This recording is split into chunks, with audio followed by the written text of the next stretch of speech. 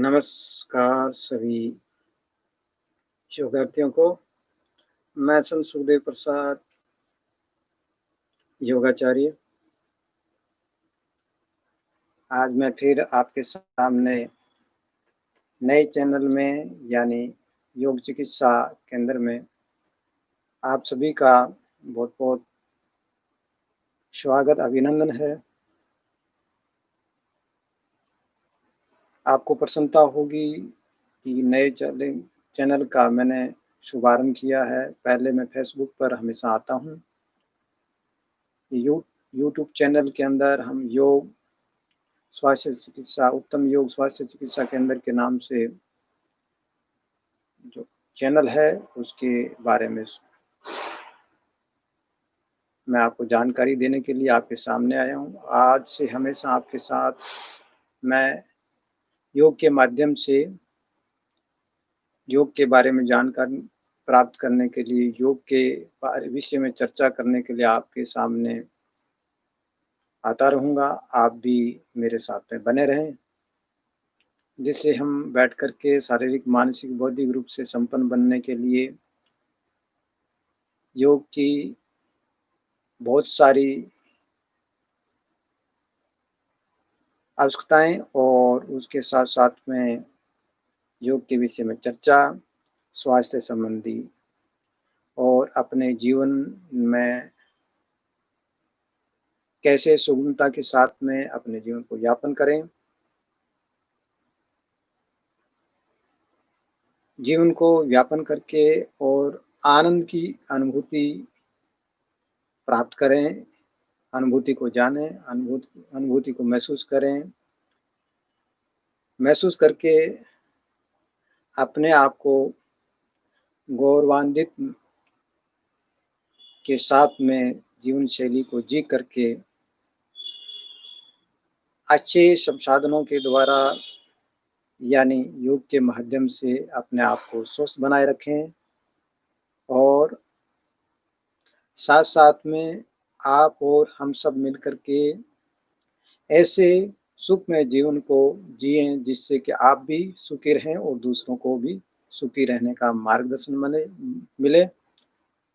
क्योंकि शारीरिक, मानसिक, बौद्धिक और भावनात्मक रूप से आध्यात्मिकता के रूप में साथ में रहकर ही जीवन को अच्छी तरह से जिया जा सकता है। क्योंकि योग ही ऐसा माध्यम है जो शारीरिक और बौद्धिक रूप से जीवन स्वस्थता की ओर ले जाता है। इसलिए ईश्वरीय कृपा हमारे ऊपर तभी बन सकती है जब अपन स्वयं उसके लिए अग्रसित हों।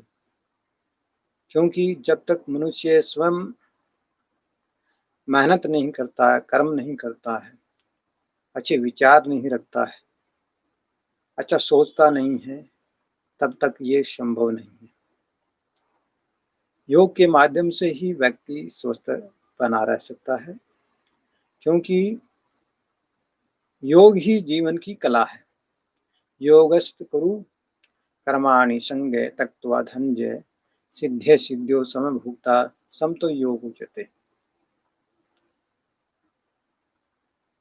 तो आसक्ति से को त्याग करके सिद्धि और सिद्धि को समान समझ करके यानी लाभ और हानि को समानता के साथ में समत्व योग उच्यते के को भाव को प्रकट करके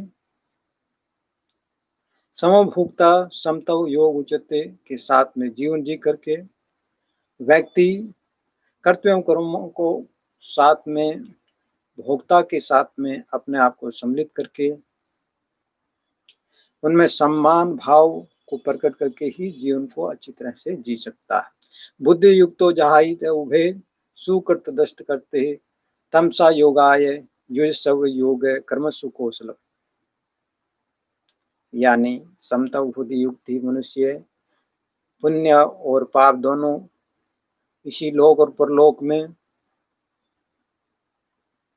त्याग देता है, यानी उसमें निवृत्ति कर लेता है, मुक्त हो जाता है।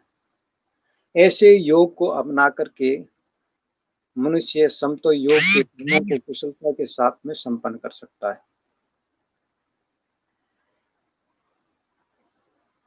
कर्म बंधन से मुक्त होकर के यानी आसक्ति रहित होकर के कर्म करके ही जीवन को अच्छी तरह से व्यतीत कर सकता है।